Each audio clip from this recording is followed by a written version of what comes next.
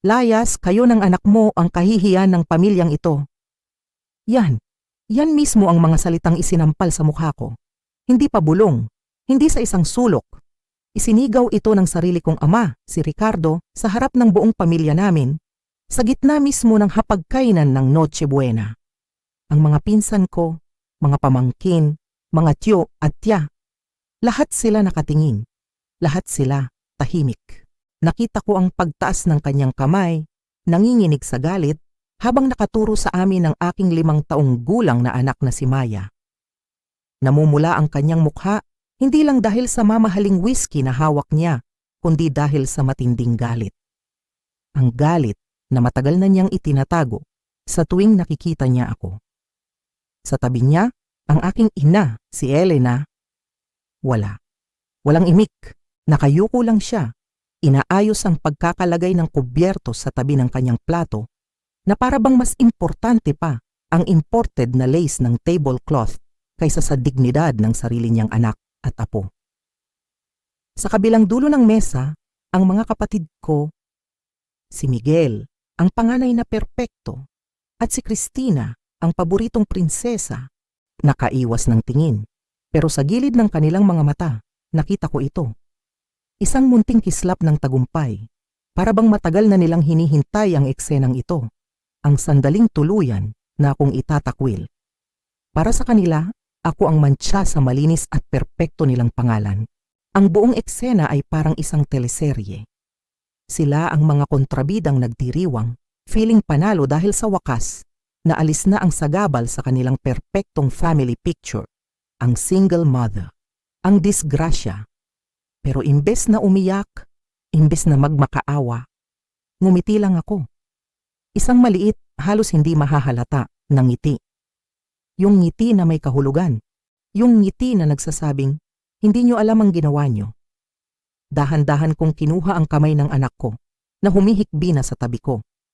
Hinaplos ko ang kanyang buhok at bumulong, okay lang anak, uuwi na tayo. Hindi ko na kinuha ang mga regalo na binili ko para sa kanila. Hindi ko na kinuha ang coat ko. Taas no akong lumabas ng bahay na iyon, kasama ang nag-iisang yaman na mahalaga sa akin. Ako si Isabela Reyes, 30 taong gulang. At sa loob ng halos 6 na taon, mula nang ipanganak ko si Maya, tiniis ko ang lahat, ang masasakit na salita. Ang pagtingin na para akong basura. Ang pagtrato sa amin na parang kami ay pulubi na nakikitira sa kanilang palasyo. Ako ang kahihiyan ng pamilya. Pero ang hindi nila alam, ang pinakatatago kong sikreto, ako rin ang breadwinner nila.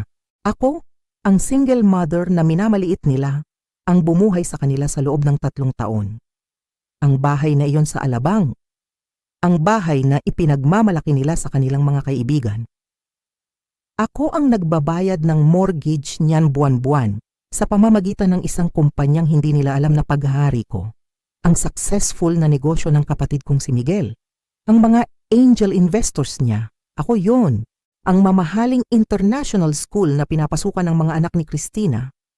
Ang scholarship na nakuha nila, galing yun sa foundation na ako mismo ang nagtayo. Ang buong buhay nila, ang karangyaan, ang reputasyon, ang lahat ng ipinagmamalaki nila. Nakasalalay sa pera ng babaeng tinawag nilang walang silbi. Mahigit 1 bilyong piso, yan ang halaga ko. 1 bilyong pisong, hindi nila alam na pag-aari ko. At habang papalayo kami sa maningning nilang bahay, habang ang mga ilaw pamasko nila, ay unti-unting lumiliit sa aming likuran, kinuha ko ang aking telepono. Ang hindi nila alam, sa isang text ko lang, sa isang tawag ko lang sa aking abogado, guguho ang perpektong mundong ipinagmamalaki nila. Ang hindi nila alam, hawak ko ang resibo. At ngayong Pasko, sisingilin ko sila. Ito ang kwento ng aking paghihiganti, hindi, mali. Ito ang kwento ng pagkuha ko sa kung ano ang nararapat sa akin. Ang respeto.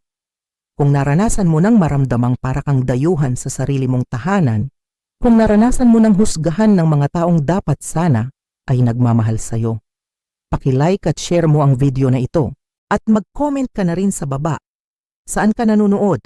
Gusto kong marinig ang kwento mo. Dahil ang laban na ito, hindi lang para sa akin, para ito sa ating lahat. Ang Disyembre ay laging may dalang lamig. Pero wala nang mas lalamig pa sa pagsalubong sa akin ng sarili kong pamilya. Dumating kami ni Maya sa bahay sa Alabang ng maaga pa. Excited ang anak ko.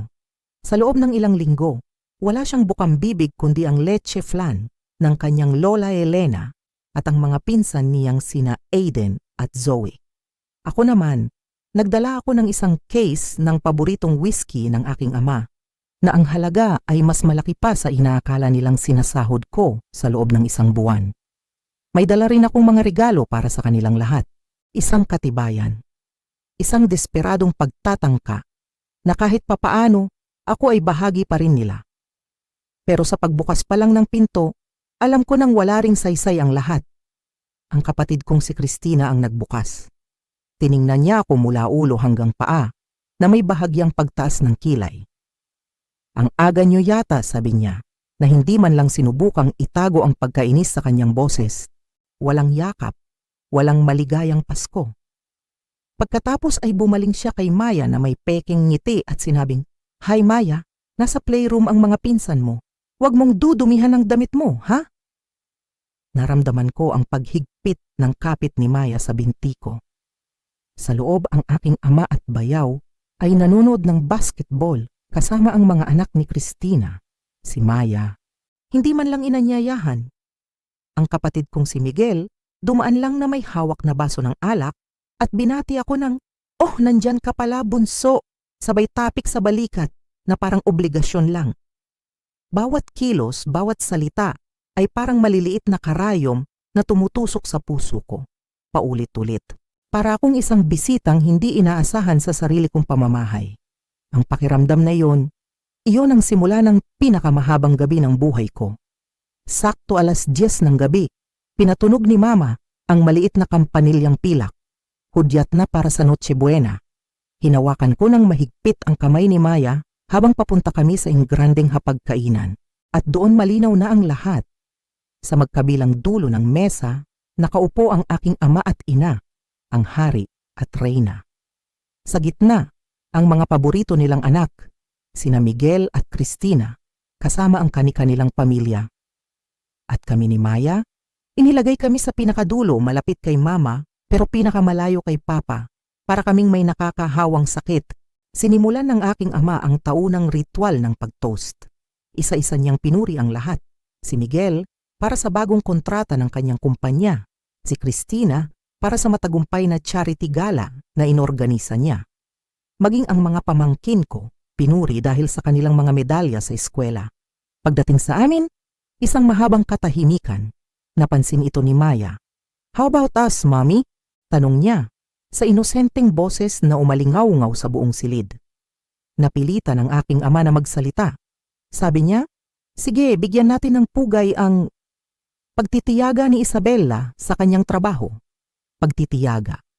Parang sinabi niyang awa na lang ang nararamdaman niya para sa akin. Sinubukan kong ibida si Maya. Sinabi ko na nanalo siya ng blue ribbon sa isang art contest sa eskwela. Ang sagot lang ni Mama, "Ah, ganun ba? Ang anak ni Christina, 3rd grade level na kung magbasa nung kaedad niya." Bawat salita nila ay isang paghahambing, isang pagpapamukha na kami ni Maya ay laging kulang, laging nasa huli. At ang pinakamasakit, ang pagkain, ang pinakamasasarap na hiwa ng lechon, sadyang iniiwas sa amin. Doon ko naintindihan, sa hapagkainang ito, hindi kami parte ng pamilya. Kami ay dekorasyon lang ng kanilang kahihiyan. Ang lahat ng tensyon sa gabing iyon ay tila nagtipon-tipon at naganyo ng isang matulis na bagay. At ang bagay na iyon ay ang kristal na bowl na minana pa ni Mama sa kanyang ina. Habang kumukuha ng cookie, ang pamangkin kong si Aiden, nasagi ng kanyang siko ang bowl. Sa isang iglap, tumilapon ito papunta sa direksyon ni Maya. Natural, umiwas ang anak ko. Bumagsak ang kristal sa sahig at nagkapira-piraso. Isang nakabibinging tunog ng pagkasira. At bago pa man ako makapagsalita, sumigaw si Christina, "Maya, tingnan mo ang ginawa mo!"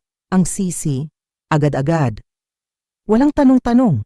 Sinubukan ni Maya na magpaliwanag na sinabing hindi siya ang may kasalanan kundi si Aiden, Pero mabilis ang ganti ni Christina. "Huwag mong isisi sa anak ko ang pagiging clumsy mo," sigaw niya. Ang aking ama, tumayo siya at ang kanyang boses ay malamig pa sa yelo.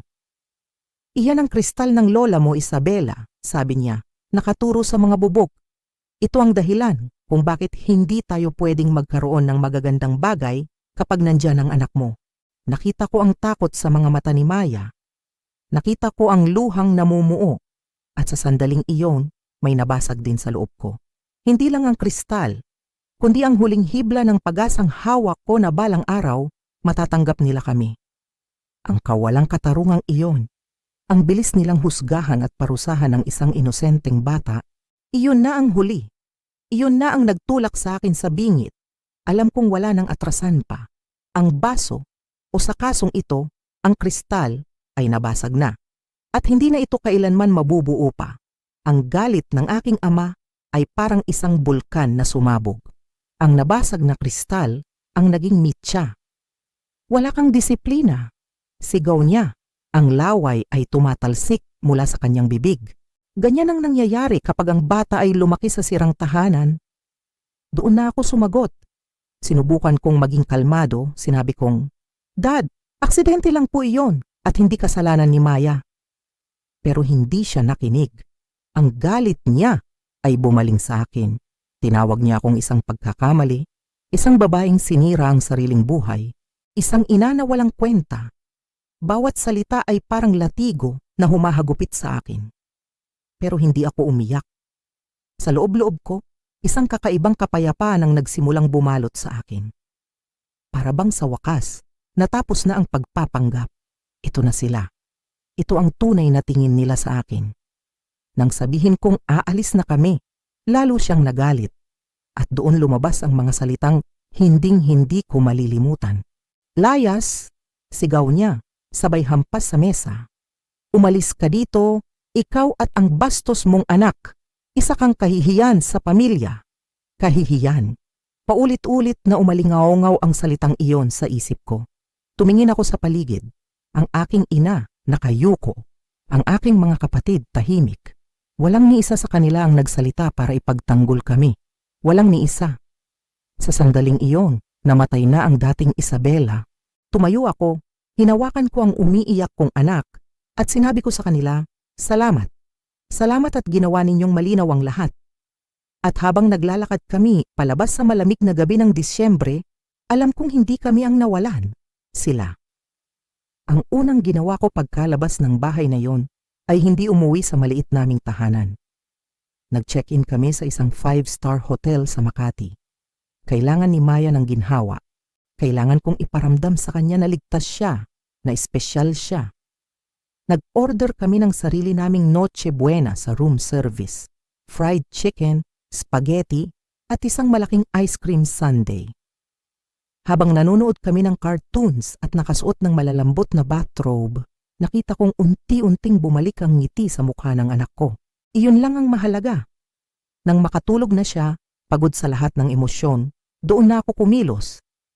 Kinuha ko ang aking cellphone at nagsimula ang serye ng mga tawag na magbabago sa lahat.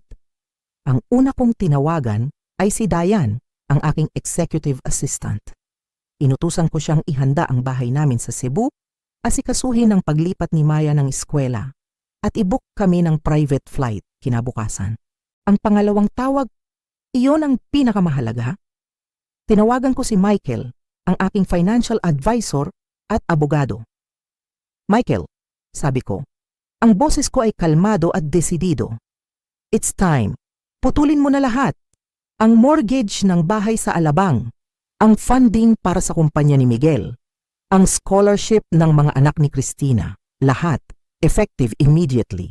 Narinig ko ang pag-aalangan sa kanyang boses, pero sinabi ko sa kanya na buo na ang desisyon ko. Pagkababa ko ng telepono, huminga ako ng malalim. Sa loob ng maraming taon, nagtago ako sa likod ng kasinungalingan para lang makuha ang pagmamahal nila. Ngayong gabi natapos na yon. Hindi na ako ang Isabela na kahihiyan. Simula ngayon, ako na si Isabela Reyes, ang CEO. At oras na para malaman nila kung sino talaga ang kinakalaban nila. Ang unang linggo sa Cebu, ay parang isang panaginip.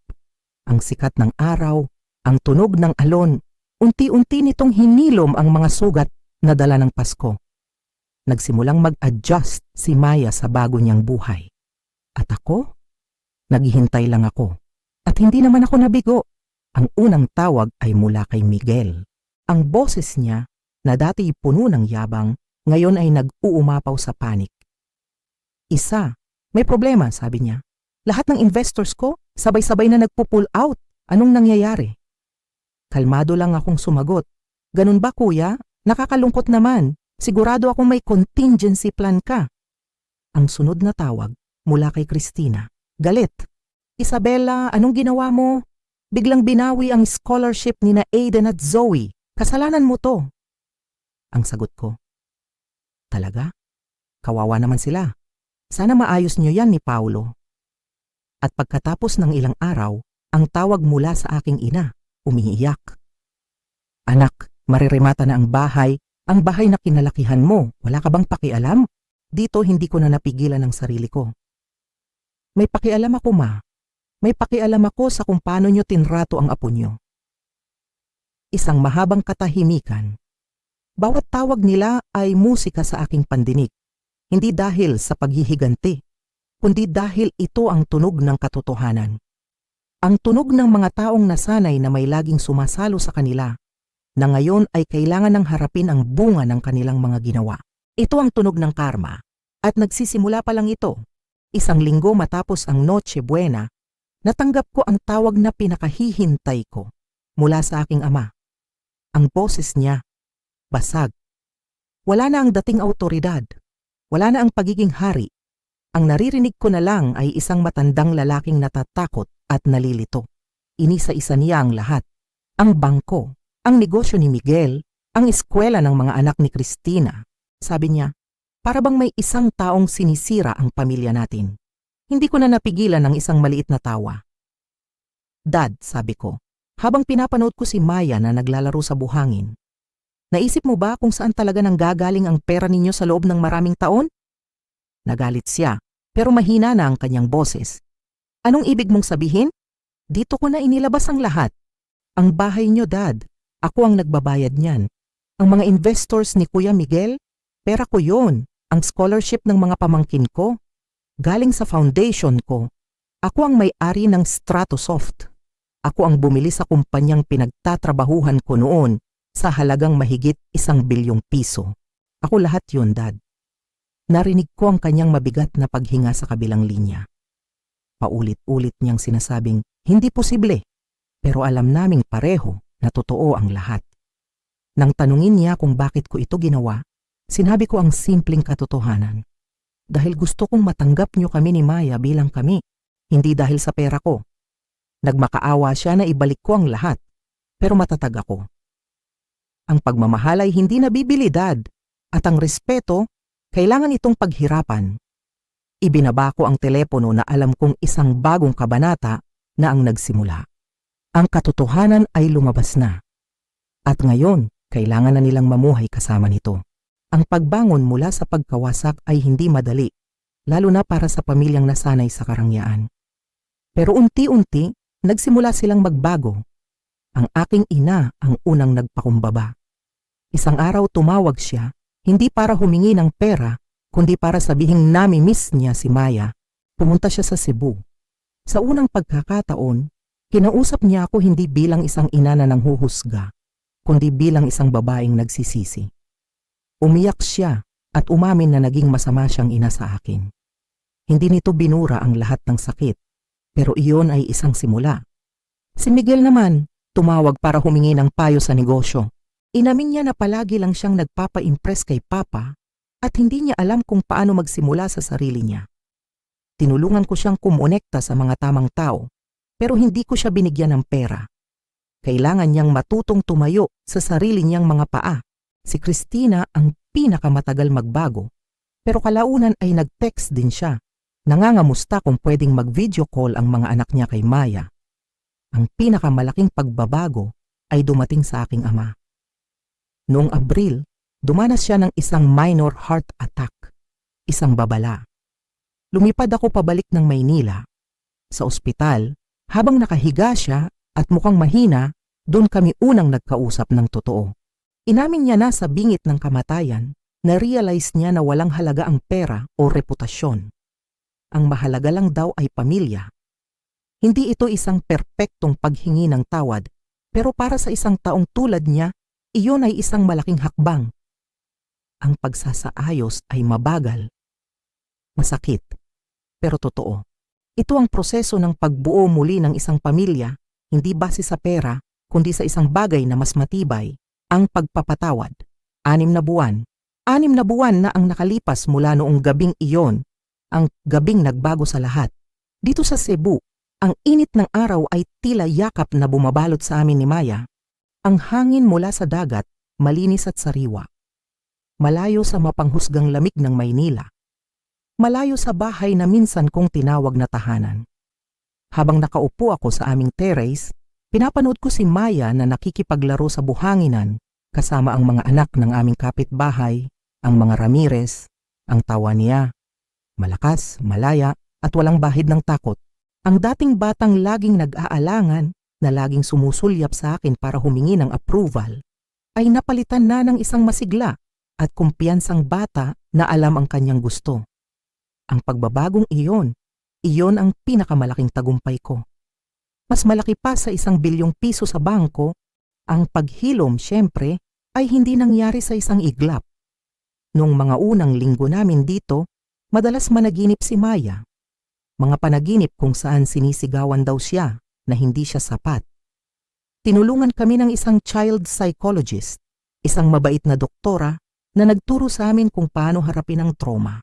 Unti-unti, ang mga bangungot ay napalitan ng mga pangarap tungkol sa mga isda sa dagat at paglipad sa mga ulap. Ang sarili kong paghilom ay mas komplikado. Mahirap burahin ang mga taon ng paghahangad ng pagtanggap mula sa mga taong hindi ito kayang ibigay. May mga araw na bumabalik ang mga duda. Tama ba ang ginawa ko? Masyado ba akong naging malupit? Pero sa tuwing nakikita ko ang kaligayahan sa mga mata ni Maya, nawawala ang lahat ng pag-aalinlangan dahil ang ginawa ko para sa kanya, para sa kinabukasan niya. Pinalawak ko ang educational initiatives ng aking kumpanya. Nagtayo ako ng isang bagong foundation, ang New Beginnings, na nakatuon sa pagtulong sa mga single parents sa tech industry. Ito ang paraan ko para gawing positibo ang sarili kong mapait na karanasan. Sa pamamagitan nito, nakilala ko ang napakaraming tao na may katulad na kwento. Mga kwento ng pagtatakwil at panghuhusga. At sa bawat kwentong naririnig ko, mas lalo kong naiintindihan na hindi ako nag-iisa. Isang batang ina ang lumapit sa akin sa isang event ng foundation. Sabi niya, "You taught me that I don't have to accept their narrative, that I can define success on my own terms." Ang marinig ang sarili kong pinagdaanan sa boses ng iba. Doon ko naintindihan na ang laban na ito ay para sa lahat ng taong pinilit na magkasya sa isang kahon na hindi para sa kanila. Ang relasyon ko sa aking pamilya ay dahan-dahang nabago. Ang aking ina, buwan-buwan nang bumibisita.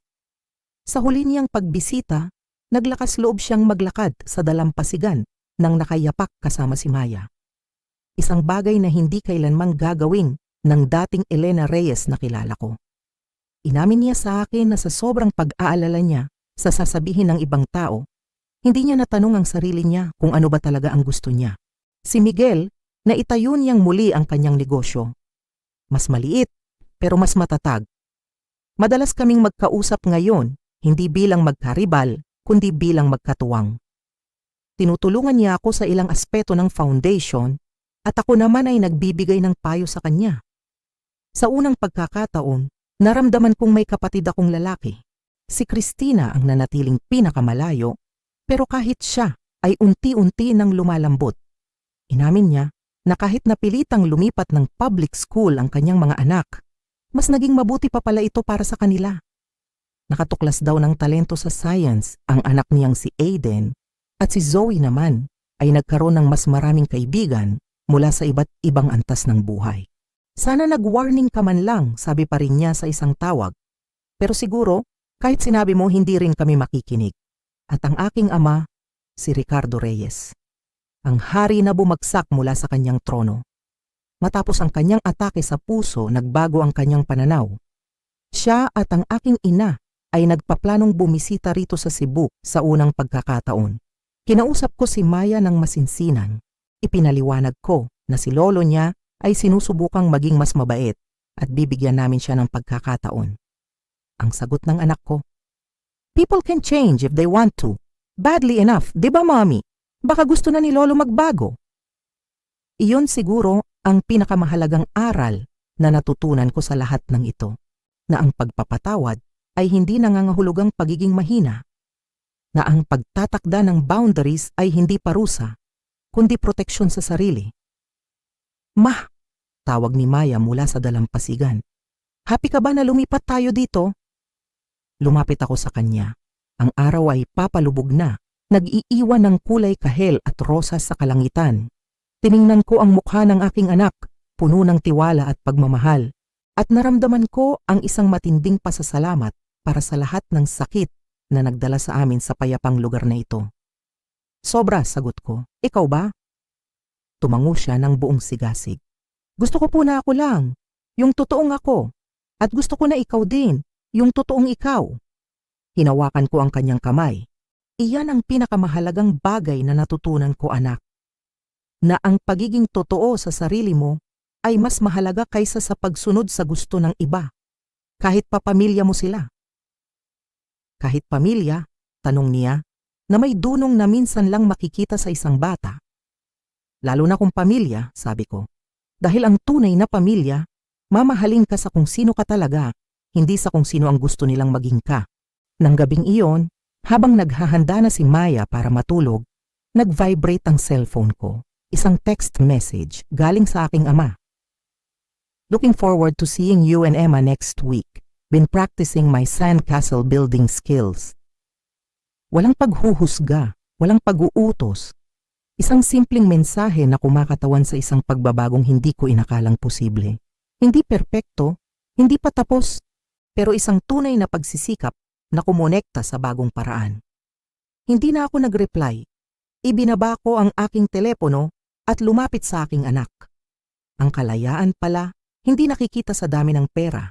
Nakikita ito sa kapayapaan ng loob, sa pagpili sa sarili, at sa pagbuo ng isang pamilya na ang pundasyon ay respeto at pagmamahal na walang kondisyon. At iyon ang pamilyang binuo namin ni Maya. Ang tunay na pamilya